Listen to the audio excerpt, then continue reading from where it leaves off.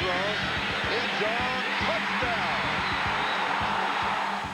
And neither Reich nor Coach Marv Levy could believe it. They came out and they returned an interception for a touchdown early, made it look even more dismal, but we hung tough and we did it. This is a Buffalo Bills group that, even though they've had a lot of disappointments during the year, peaks and valleys, has no quit in them at all. Tonight, Buffalo test their mettle in Steel Town as they travel to face the tough Pittsburgh Steelers. And they're guaranteed a hostile reception. In the NFC, Washington's heads hung low until Minnesota gave them a chance to skid into the playoffs. And last week, the Redskins showed their gratitude by simply steamrolling the Vikings in the Metrodome. Until they drive a stake in our heart here, we're still breathing, and we're going to go down swinging. Tonight, Mark Whippen and his Redskins travel to face Steve Young and his 49ers as the reigning Super Bowl champions meet this season's favourites.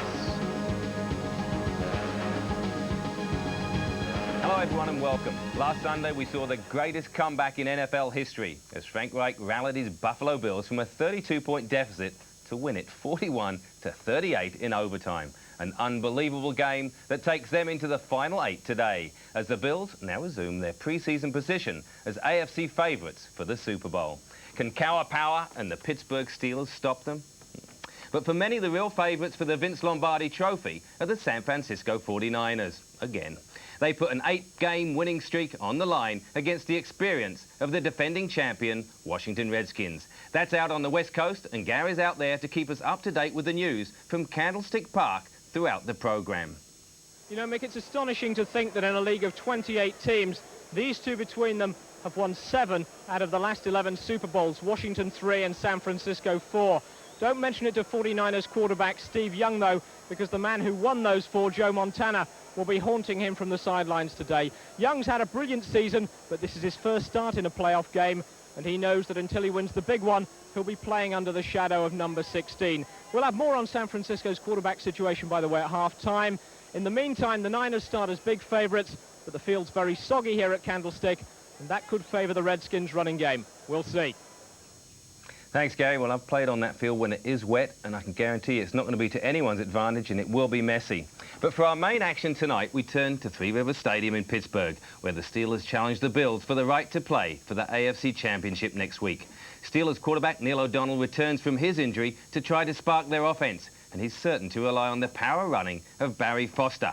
That'll try to establish their dominance on the ground and then, in turn, in the air. For the Bills, Frank Reich is raring to go at quarterback, and his quick-fire passing will be aimed at his wide receivers, Andre Reed, James Lofton and Don Beebe, supported by the Bills' own brand of running. Well, you probably guessed it, Thurman Thomas. On defence, the Bills probably have the advantage. Pittsburgh must watch out for Bruce Smith and Cornelius Bennett, who have every intention of containing Barry Foster and pressuring O'Donnell. One ironic note, the last time these two teams met, way back in the playoffs in 1985, the Steelers recorded their biggest comeback in club history. And as you can see, they're pretty excited at Three Rivers Stadium, and it's no wonder, as it's been 10 years to the day since they last had a playoff game here. So without further ado, let's hand it over to our match commentators, Marv Albert and Bill Parcells. Enjoy. Buffalo has won the toss, and they will receive. Kenneth Davis and Brad Lamb are back. Kenneth Davis on the return. And he brings across the 20-yard line.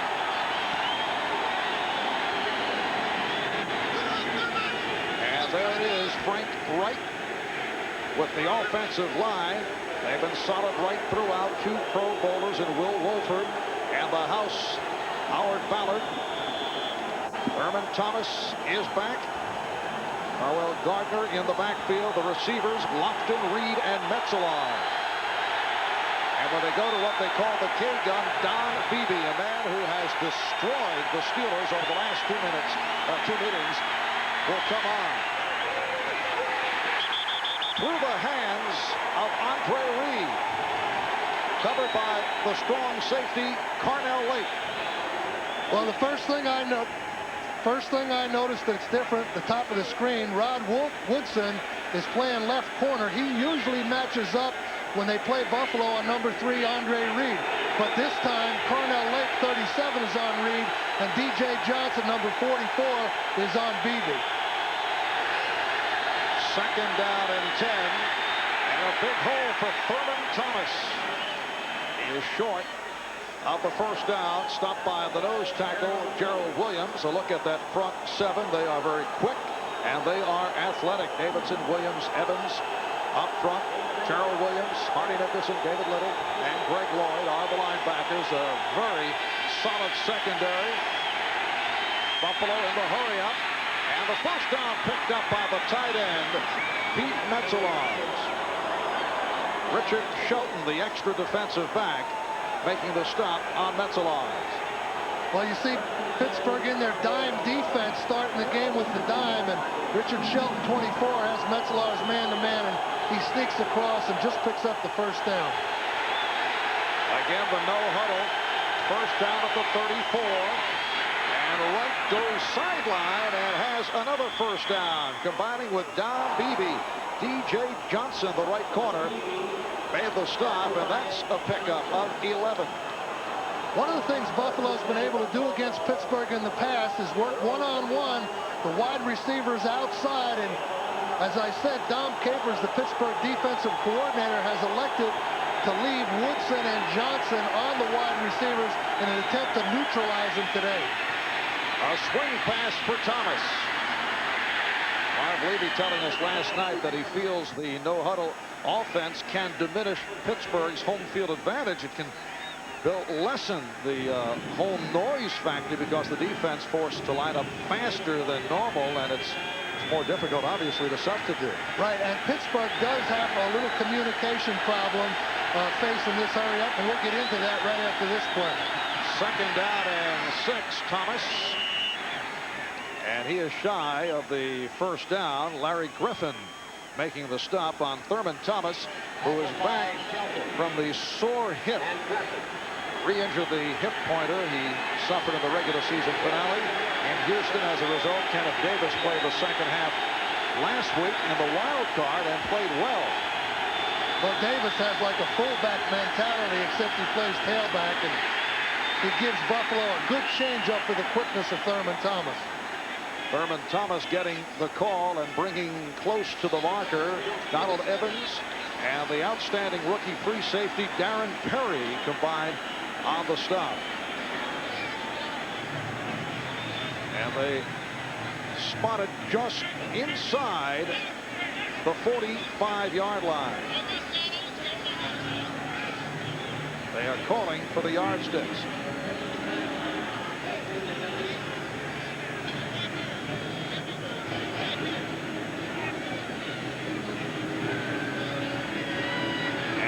Short of a first down.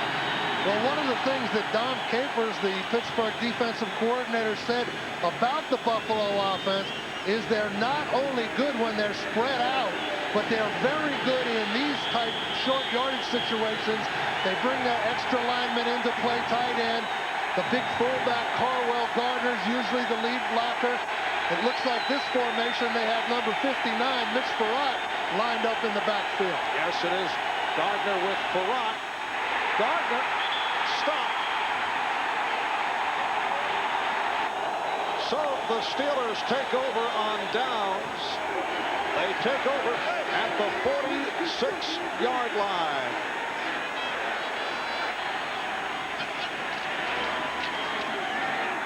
A handoff to Barry Foster, able to turn the corner. Cut down by Cornelius Bennett, who has made his return after missing the last 2 games with a full hamstring. Well, one of the things that Pittsburgh's going to try to do is run in behind the 2 big tight ends, Adrian Cooper, number 87, and 86, Eric Green. And they just stick Foster in there behind him and try to run from off tackle to wide. And talking to their offensive coordinator, Ron Earhart, that's where they want to attack the Bills, off tackle and wide.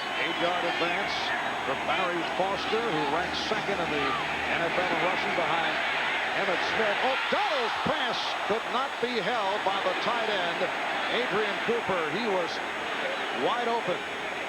Well, they go with a play-action pass, and Pittsburgh's going to need to mix the run and pass on 1st and 2nd down. And the ball's just a little bit behind Cooper, and he can't hold on. But look for Pittsburgh not to come out and run, and then pass. It's going to be a mixture on 1st and 2nd down, I think, throughout the game. Bill Cowher looking at a 3rd down and 2 at the Buffalo 46. 4 minutes gone by, first quarter, with no score. Back to the ground, and a first down picked up by Barry Foster, stopped by Shane Conlon. Let's run down the Pittsburgh offensive alignment. This is a very solid offensive line. A couple of Pro Bowlers, DeMonte Dawson and Carlton Hasselrig, will be making it to Hawaii. Neil O'Donnell back at quarterback. Barry Foster and Merrill Hodge are the running backs. The receivers, Graham, Stone, and Cooper, when they go to what they call the Detroit. The extra tight end, Eric Green, will join Adrian Cooper. Jeff Graham was a question mark with a sprained ankle, but he is in there. First down at the 41. And it's Foster's stop as he got inside the 40. Darryl Talley and Shane Conlon combined to make the tackle. It will be a 2nd down and 8. The front 7 of Buffalo, Hanson, Wright, and Smith up front. Bruce Smith, 14 sacks during the regular season. Patton, Conlon, Bennett inside as he makes his return. Talley on the outside. And Williams, Odom, Jones, and Kelso in the secondary. Kirby Jackson is back in action. He'll be the nickel back. Missed the last 2 games because of a pulled hamstring. 2nd down and 8. Ernie Mills now split wide left side. And O'Donnell goes that way and completes for the first down inside the 20. Nate Odom on the cavalry. What O'Donnell did there was put a flood formation out to the right, expecting single coverage on top of the screen, which he got, just a 3-deep zone. And Ernie Mills runs a short inside post. The ball may have been tipped by one of the Buffalo defenders. There's another look at it, but if not, it's just in behind. No, it's clean to the receiver. It's in behind number 37, Nate Odom, for the big first down. A 20-yard advance, and now back to the ground for Foster. Stopped by Bennett. Neil O'Donnell was telling us yesterday, now he comes back from the cracked right fibula, and he is wearing a cast, Bill, not on the right leg, but on the left leg, because he is hoping that Buffalo defensive players will not realize it, and they will go for the left leg instead of the right. Well, there's where the cast is, but this is where the bad leg is right here. You know, you should put a duck decoy on that cast, because that's really what it is. He's throwing a little bait out there for the Buffalo players. Little chicanery being pulled off by Neil O'Donnell. 2nd and 7 at the 16. Off the play action, O'Donnell could not find anyone, and down he goes. Brought down by the nose tackle, Jeff Wright. This play action that O'Donnell just finished attempting there was the one that was successful in the first meeting up at Buffalo for 2 touchdowns. He fakes hard to the left, Foster, and then bootlegs back looking for the tight ends coming across. But Buffalo has this play well defensed, and you know they should have. After you give up a couple of touchdowns in a game, usually you work pretty hard on those things that hurt you, and it was a good job by the Buffalo defense, and their defense coordinator Walt Corey there had them ready for that bootleg. Walt Corey, a man who went wild at halftime of the locker room last week, and then things did turn around in the second half. Each play of the drive, and O'Donnell's taken down by Talley. Darryl Talley, 2-time Pro Bowl player, 4 sacks during the regular season, comes up with the sack right here. Well, Darryl Talley just on the pass rush, working against the guard, Duval Love, number 67, and Love just doesn't get out there in time to stop the Talley surge, and he's able to sack O'Donnell and prevent the first down. Pittsburgh's going to have to settle for a field goal. It's a 38-yard attempt for Gary Anderson. Angle to the left. It is good. It's the Steelers 3, the Bills nothing. From the kickoff, Buffalo were unable to move the ball and were forced to punt to the Steelers' Rod Woodson, who returned it to his own 34-yard line. As we pick up the action, Pittsburgh have possession just inside Buffalo's half of the field. It's a 2nd and 5. And Foster short of the first down.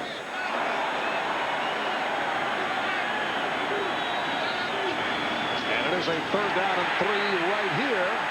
It's Leroy Thompson on a direct snap, stopped by Jeff Wright. It is a 1st down at the 44. Here's Foster. Took a hit from Jeff Wright and Shane Conlon. It'll be a 3-yard pickup, 2nd down and 7 at the 41. Little counter play with the backside guard, number 67. Duval Love pulling and trapping 53. Marcus Patton. There was a look like a face mask, but it didn't show up. A 2nd down and 7. Now Leroy Thompson flanks out to the left side. Ernie Mills to the right. And O'Donnell is picked off. Intercepted by Nate Odoms. The pass intended for Ernie Mills. On the next possession, Buffalo's quarterback Frank Reich was sacked. And so, for both teams, the defenses have been the story of this quarter.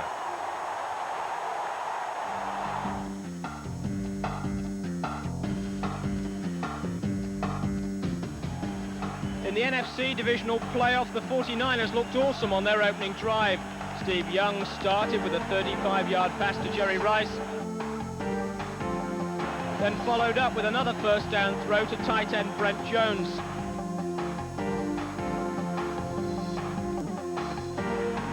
The only run of a 6-play drive was a Young bootleg which took the ball down to the Redskins' 5-yard line. And after the skill came the luck. A.J. Johnson looked certain to intercept Young in the end zone, but the ball went through his hands and into the hands of John Taylor. 7-0 San Francisco. On the 49ers' next possession, though, Young's luck deserted him. He lost the ball on a scramble up the middle, and the Redskins recovered. A 3rd down pass to Gary Clark, and this catch and run by Ennis Biner took the ball down to the 49ers' 3-yard line, but the Redskins failed to get in 3 times from there and had to settle for a field goal. So the 49ers offense looking more effective in the early stages, but at the end of the 1st quarter, they lead it over the Redskins by 7-3.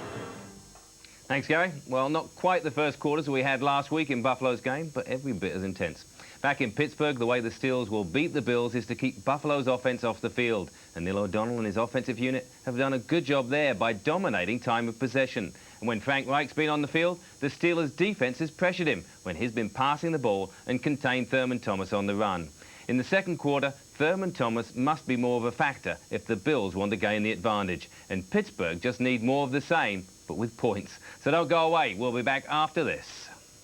Welcome back, everybody. In the 1st quarter of our game, neither quarterback has made much of an impact. Here, Neil O'Donnell gets picked off to end a good drive.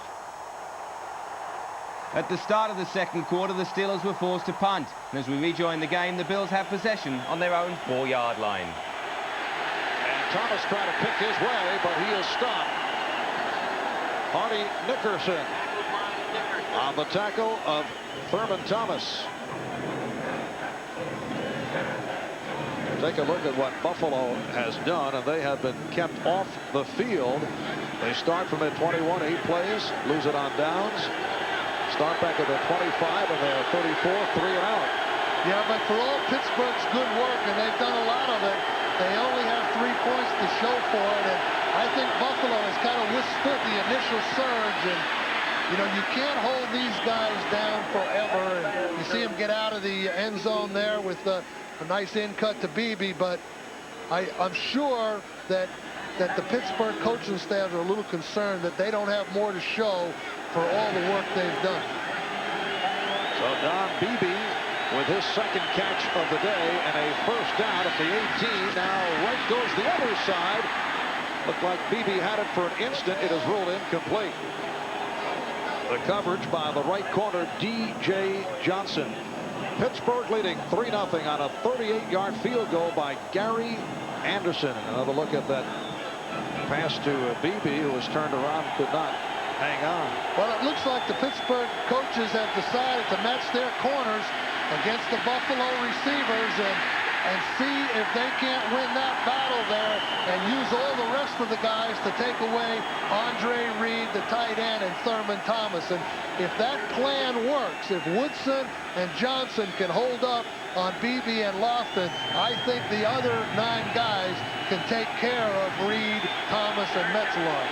It'll be a 3rd down and 12 back at the 16. Lofton is flanked to the right.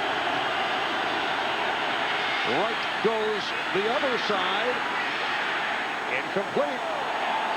Intended for Beebe. Once again covered by Johnson.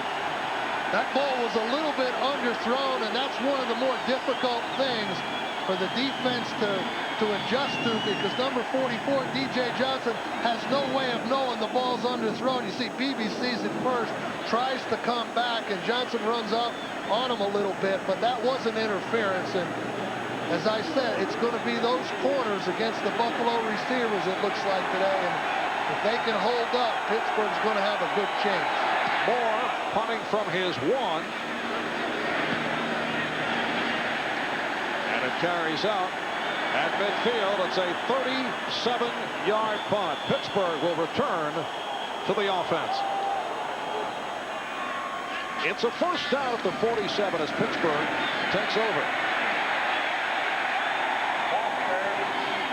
Barry Foster stopped by the combination of Shane Conlon and Mark Kelso. 8:20 remaining in the 1st half. Pittsburgh with a 3-0 lead. Well, they've had good field position, too. You see they're starting average started possession, their own 41. But the thing that has to be encouraging for the Steelers and a little disconcerting for the Bills is Pittsburgh's ability to pick up 5 and 6 yards consistently on 1st down. 2nd down and 5. Big opening for Foster, and another Pittsburgh 1st down. Shane Conlon made the stop, so Foster 12 carries, 57 yards. He is off to a good start.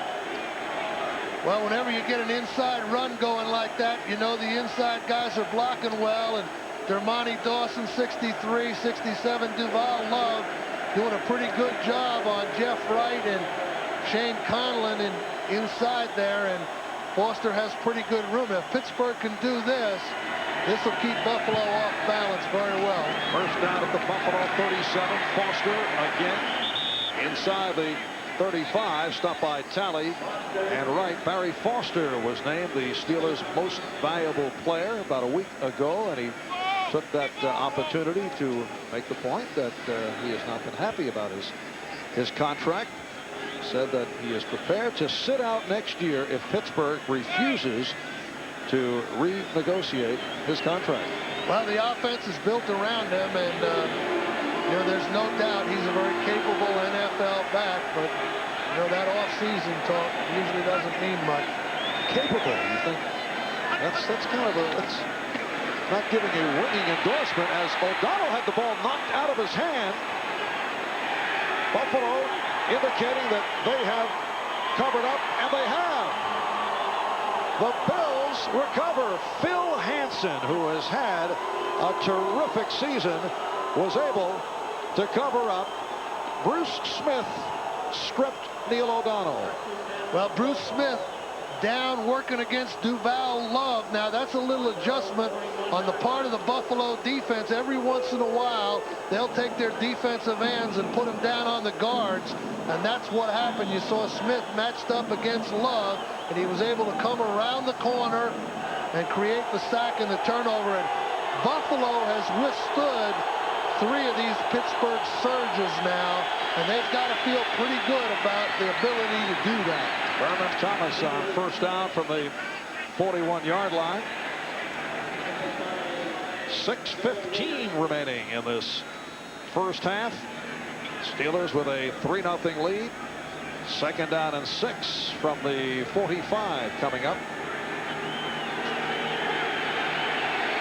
Buffalo Bills have given off the look of several different teams this season. Earlier, they were very explosive, on a roll. Thurman Thomas to midfield, stopped by Hardy Nickerson. Prior to the loss to Miami in Week 5, and then they hit a down period with the losses to the Colts and the Jets. One of the key things is Kent Hull, the center right here, being able to block on the weak side in order to get that weak side running game going. Kent Hull coming out, sealing off the defensive back there. Those 3 guys able to block the weak side of the Pittsburgh defense is the whole key to the Buffalo weak side running game. And the Steeler crowd urging the defense on, but it is a 1st down and more for Thomas, reaching inside the 40. Darren Perry, the rookie free safety, made the stop. Thomas running for 12 yards. Great open field tackle by Darren Perry, but a guy like Thurman Thomas, short yardage, I always used to feel is one of the most dangerous situations for an explosive back like him, because everyone's bunched up, and if he gets a crease, he might just go all the way, and that's almost what happened there. And he's upset that he did not go all the way. The tight end Metzelar's on the reception, and Buffalo with a good-looking drive. Metzelar's 2nd catch of the day. Hardy Nickerson on the tackle. One of the staples of the Buffalo offense is to clear out and bring a guy across. Sometimes they clear out with the slot man like they're doing here, bringing the tight end across. Other times they clear out with the tight end and bring Andre Reed across. And it's Davis with another Buffalo 1st down. Needed 4 and picked up 14. Perry made the stop. Well, this is a little design cutback play with the tight end coming across as the lead blocker. Metzelar's coming across, kicking out the defensive end, and Davis loose in the secondary. It's a design cutback all the way. And the Bills have quieted this Pittsburgh crowd. Davis into the line, and he stopped for a loss. One of the things I like about Kenneth Davis, I think he's one of the most underrated players in the National Football League. He has tailback ability, but he has a fullback mentality. He comes in, he gets the tough yards, he breaks tackles, he doesn't care what his role is. He's just in there and trying to help his team win the game. And I think this guy is one of the most underrated guys in the National Football League. Originally a 2nd-round draft pick of Green Bay, signed with Buffalo on Plan B back in '89. Well, the crowd trying to bother the Bills signal calling. Right off the pump. And completes for a 1st and goal to Don Beebe. Rod Woodson made the stop, and the Buffalo Bills are now on the doorstep. A 19-yard advance. You can credit that completion, though, to the Buffalo pass protection, because Wright wanted to go on the other side. It was completely covered. He pulled the ball down. He had plenty of time to come back and find Beebe, who had eluded Woodson to the outside. So the Buffalo pass protection is what enabled Wright to find Beebe. They had the Pittsburgh defensive players well back from the quarterback. 1st and goal at the 1. Thurman Thomas is back. 8th play of the drive. It's Gardner. They stack him up. And he is stopped short of the goal line as we roll to the 2-minute mark.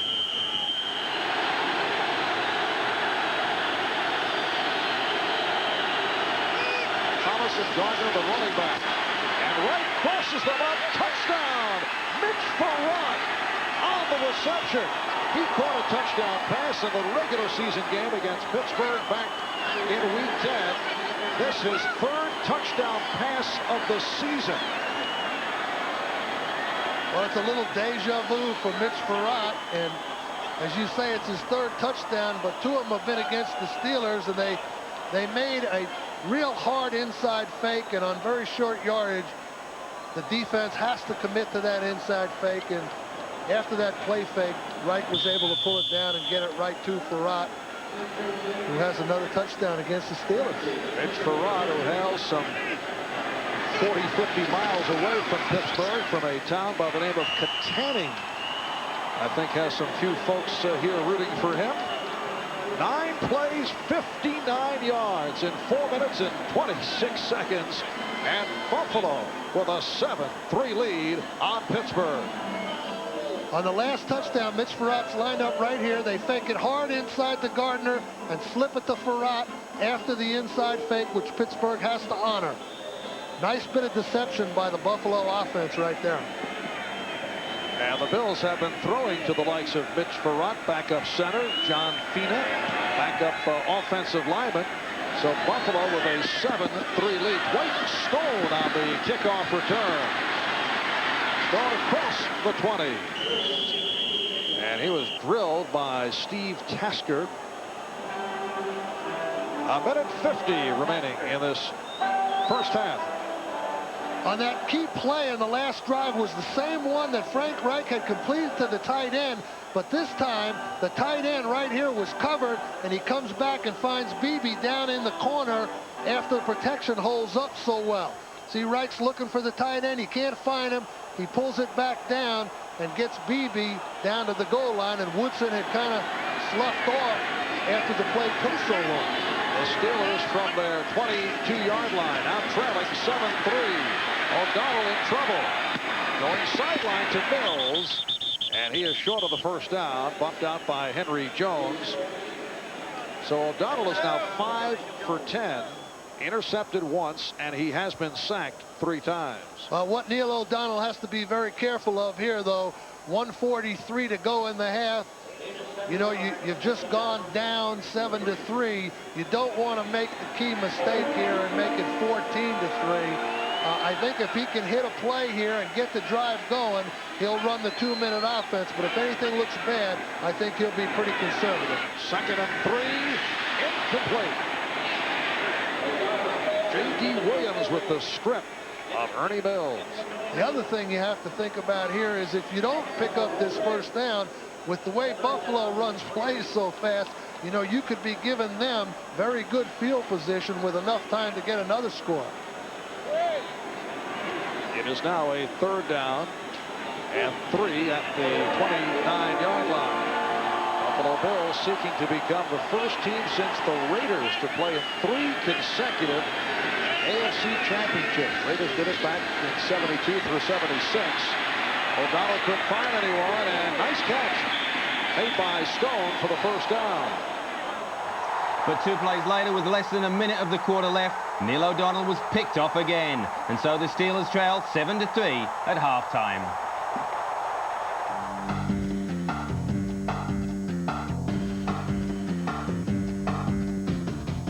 In the second quarter at Candlestick, 49ers first-year running back Ricky Waters saw his first playoff action, picking up 15 yards and a first down.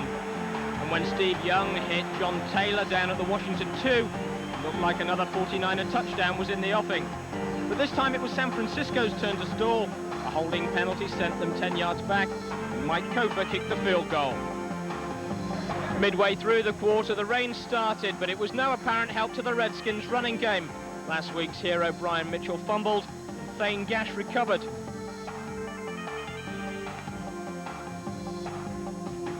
Four plays later, Steve Young capitalized with this touchdown pass to Brent Jones, or apparent touchdown pass, as the reverse angle shows. If instant replay was still in effect, it would have been overturned.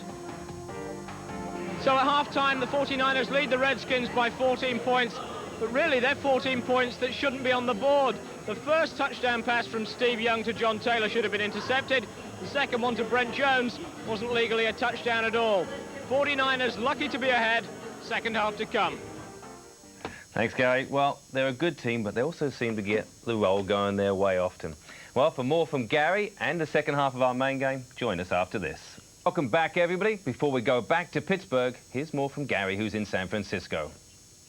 You know, the last playoff game here at Candlestick 2 years ago was also the last game that Joe Montana started for the 49ers. But barring an injury to Steve Young, it looks like the next one he starts will be in the colours of another team. Because difficult though it may be for 49er fans to stomach, It looks as though Joe has become surplus to requirements here in San Francisco.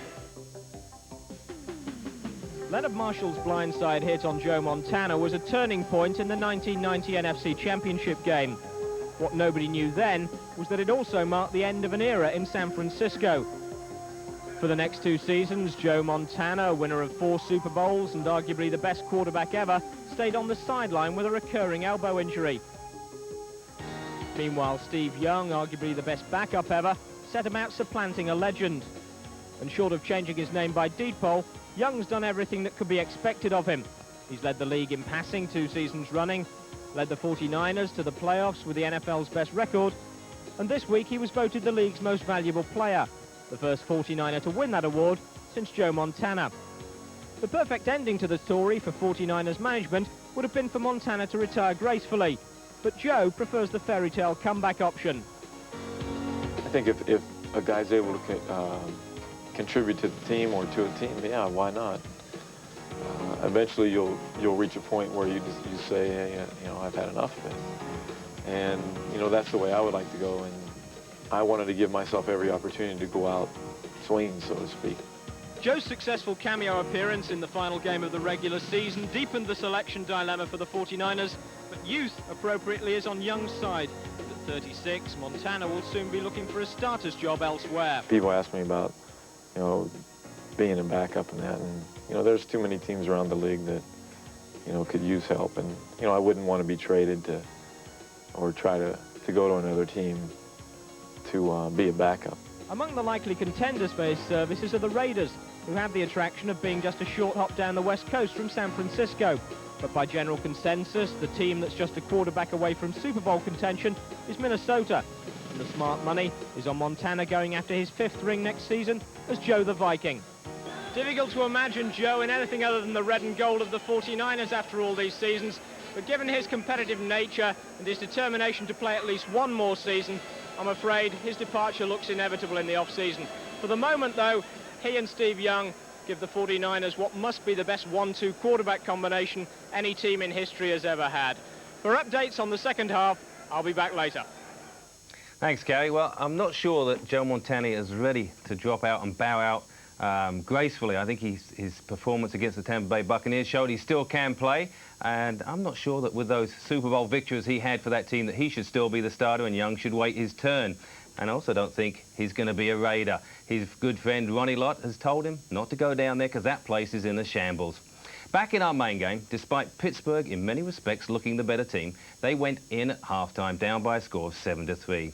Much of the blame for this deficit must be placed on Neil O'Donnell's shoulders. He was intercepted twice, sacked to take his team out of field goal range, and fumbled the ball away, which directly led to the Bills' touchdown. The truth is that 3 turnovers are the difference in this game so far. Not only for the obvious reason that Buffalo took over possession, but also because all 3 stopped good drives in Bills territory. Perhaps in O'Donnell's defence, the Bills' backfield is playing very well. But in the second half, his passes must be more crisp and Barry Foster must become more of a factor. For the Bills, it's the same as every week. Their marquee players, Smith, Bennett and Talley on defence and Thomas on offence, must step forward and make plays. But at the start of the third quarter, both teams lost key players. Pittsburgh's Rod Woodson left with a concussion, and Buffalo's Bruce Smith re-injured his already broken ribs on this play. We rejoin Marv Albert and Bill Parcells at the start of the Bills' first drive. Well, 2 of the big weapons for both teams, Bruce Smith on one side and Rod Woodson, number 26, you see there on the other side, are now on the sidelines, and that forces Sammy Walker, number 23, out there on Don Beebe, and he's the one that had all the problem with Beebe in the game up in Buffalo. Thurman Thomas gets the call. Yes, Sammy Walker had a very difficult time with Beebe in that earlier meeting, this back in week number 10. Well, this set up a lot of the catches, even though Beebe dropped this pass here. It set up a lot of the short patterns against Walker the rest of the day. Beebe catching a short hitch pattern and then a couple of out patterns to keep the third down going. And I'm sure that Frank Reich eventually will go over there and test Sammy Walker. Reich going to Kenneth Davis, who picked up that first down. Buffalo first down from their 38-yard line. The Bills 7 and the Steelers 3. 5 minutes gone by in the third quarter. Right for the injured Jim Kelly, coming off the miraculous come-from-behind victory last week against Houston. No sideline, and he completes to James Lofton. For Lofton, his first catch of the day. Well, it didn't take long for Wright to decide to test Sammy Walker. He has a pretty good cushion on James Lofton, number 80. You see Walker working and Lofton just hitching up and then turning up for the first down. But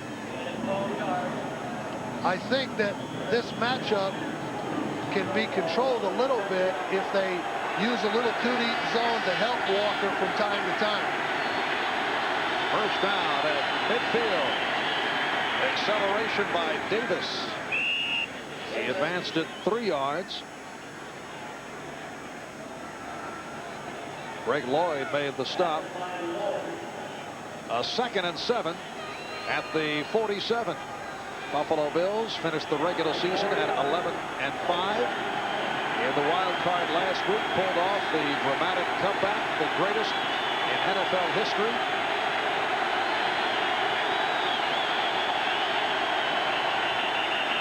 And the flags are thrown. Look to be the left tackle, Will Wolford.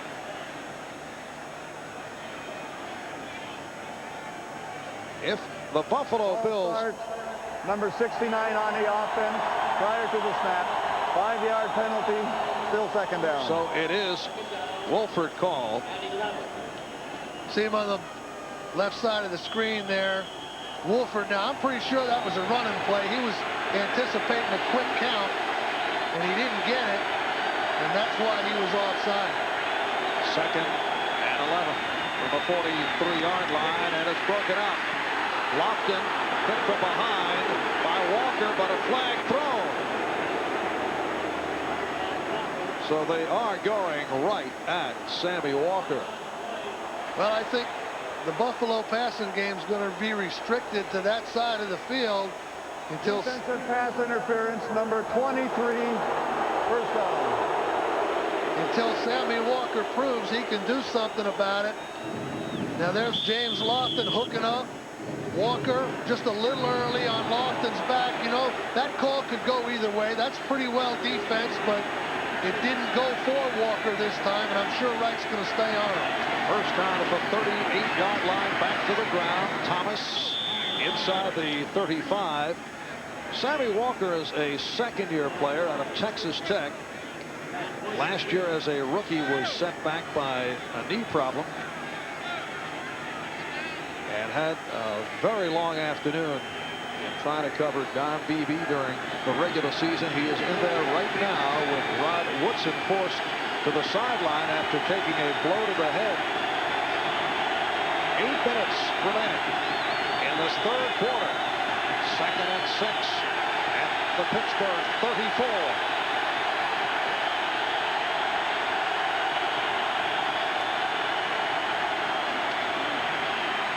Right, throwing deep for Lofton. Incomplete. He was covered by the free safety, the rookie Darren Perry.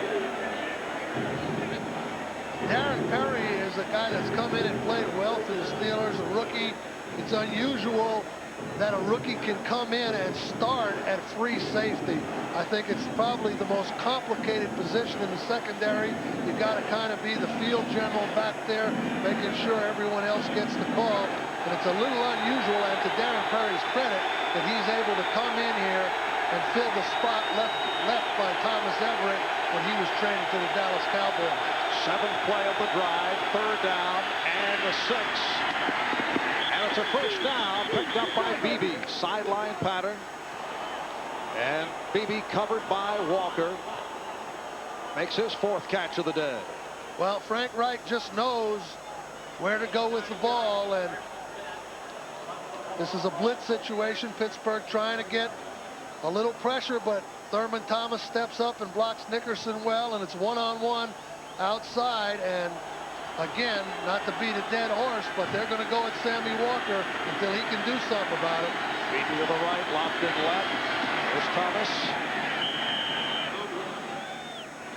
fact, this whole game plan since Rod Woodson has gone out has consisted of runs up the middle and throws at Sammy Walker, with the exception of the one long pass to James Lofton. The whole Buffalo play selection has just been up the middle on the running game and outside on the right side towards Sammy Walker in the passing game. 2nd and 8 at the 23. Again, Lofton to the right. Evie left. Thomas stopped by the combination of Lloyd and Shelton. That's a situation, I think, where Pittsburgh was anticipating pass and ran a blitz, and they happened to run right into the running play that Buffalo had called. But again, this creates the matchup again. 3rd down and long. They're in field goal range, and I would keep my eye on James Lofton if I were the Pittsburgh Steelers. Lofton to the right. Andre Reed, who has been silent to this point, from the slot left side, again to the right, and it's Thomas out of the backfield, cutting for the 1st down, gets inside the 15.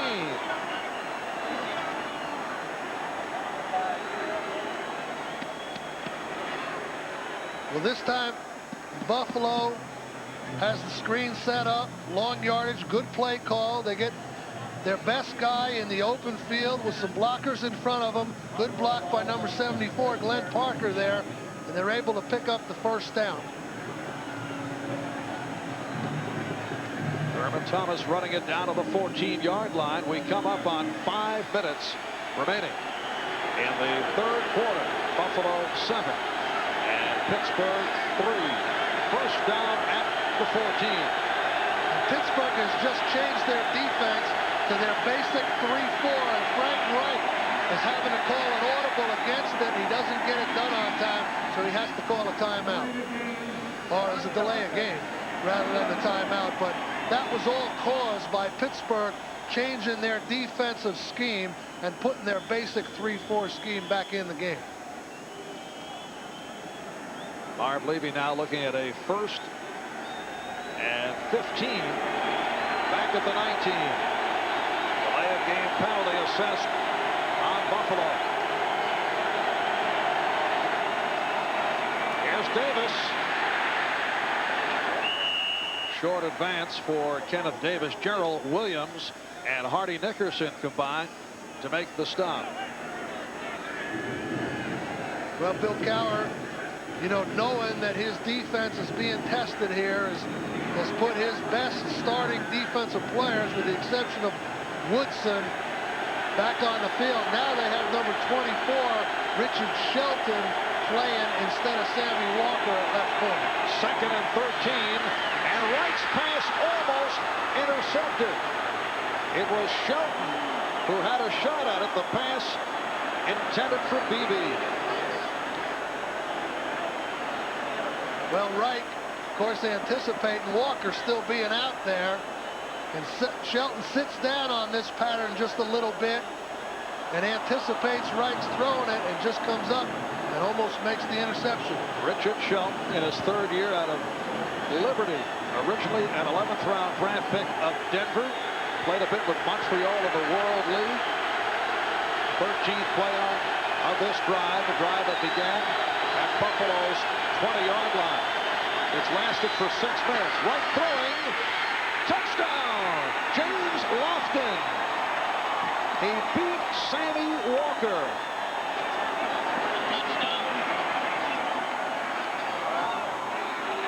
So James Lofton, who was not a target earlier in the day, comes up with his 2nd catch, this one for the score. James Lofton, a player who had some dropsy problems earlier this season. And he puts up the 6. 13 plays, 80 yards. And here is Steve Christie.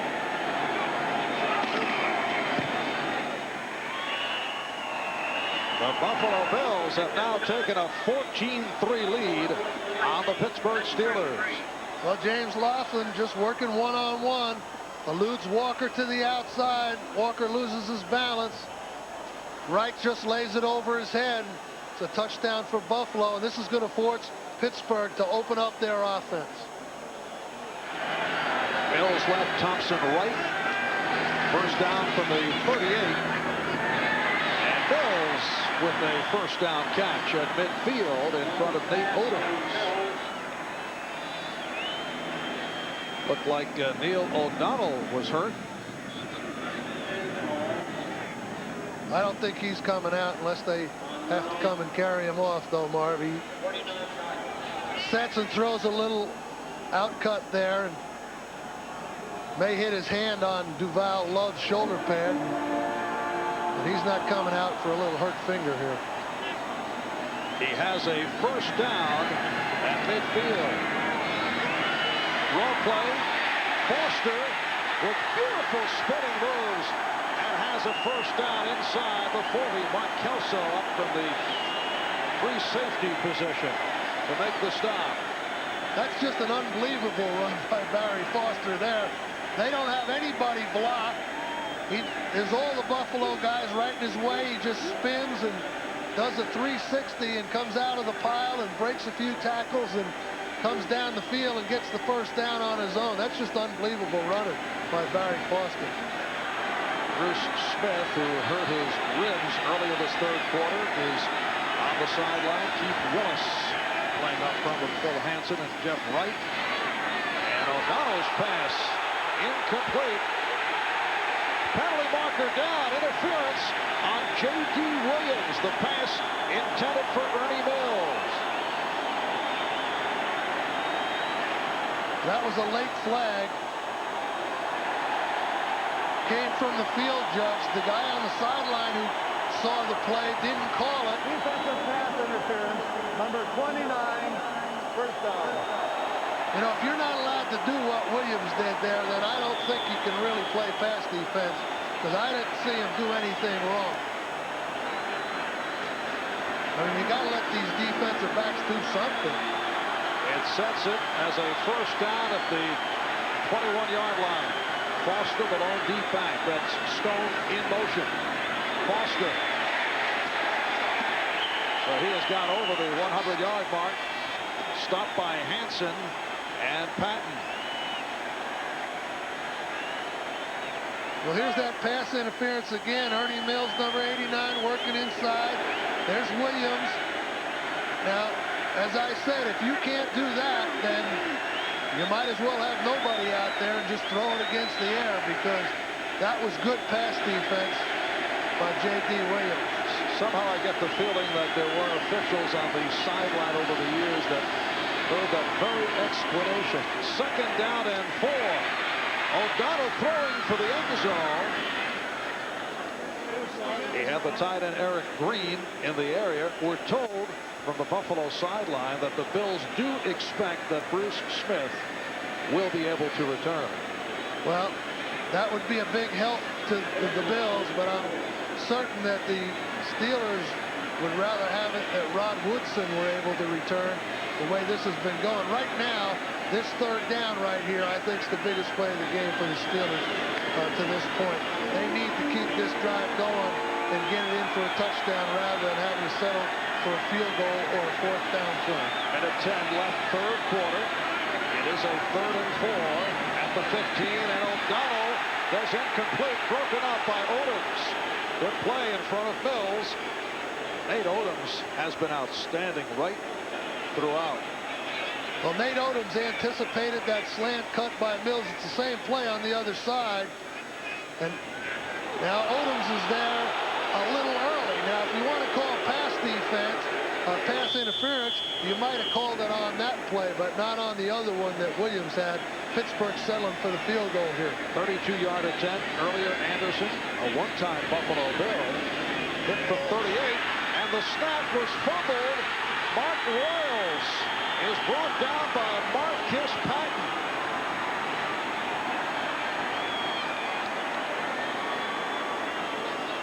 Well, last week, the Buffalo Bills going up against the Houston Oilers saw the The miscue on the snap by the punter, Greg Montgomery, and here Mark Royals fields a low snap and could not find the handle. For Buffalo, that miscue was as good as a turnover as they end the quarter back in possession and still leading 14-3.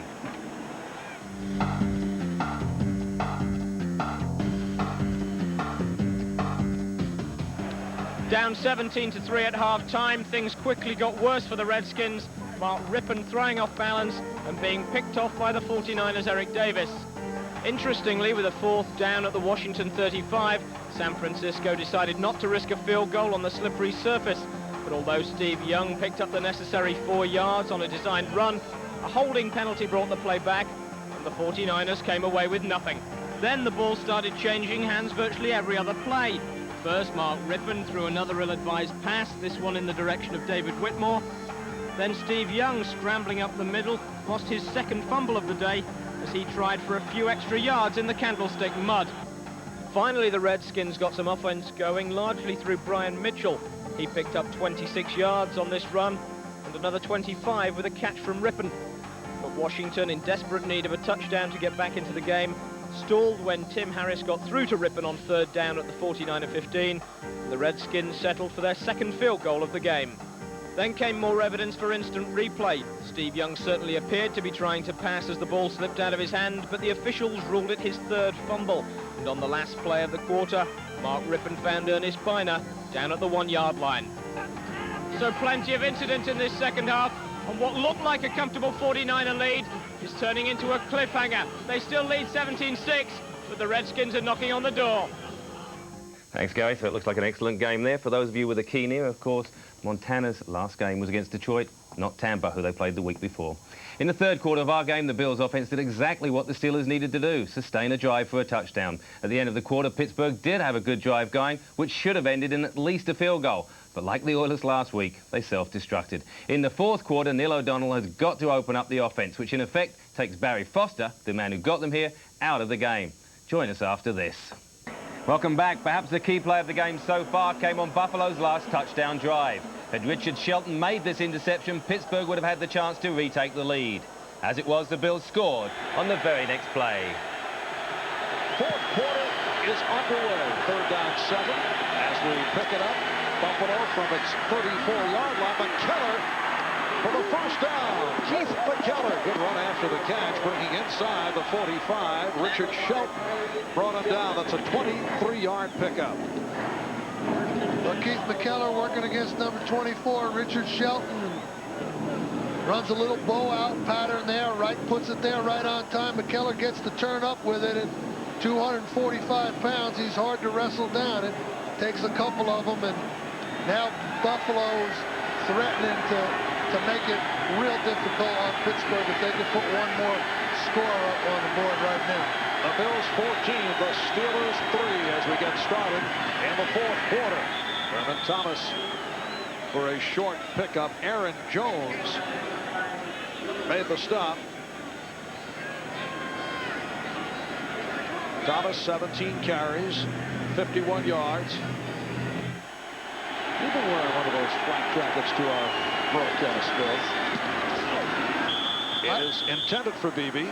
I can tell you, if Bruce Smith was on my team, I'd have more than one guy dressing him over there.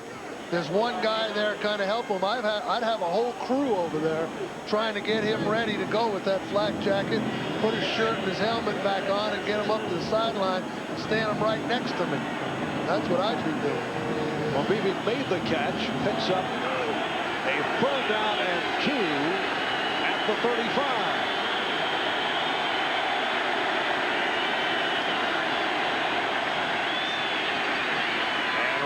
Throws down the middle. Once again, it's Don Beebe, this time for 14, and that is his 6th catch of the day. Well, as we said, it's the Buffalo wideouts against the Pittsburgh corners, and that was probably going to be the determining factor in the game, and so far, you have to give the big edge to the Buffalo wideouts because they're starting to put up some numbers and some touchdowns now. Don Beebe last year had the finest day of his NFL career against Pittsburgh, scoring 4 touchdowns. Earlier this season against Pittsburgh, 8 receptions, 101 yards. Thurman Thomas.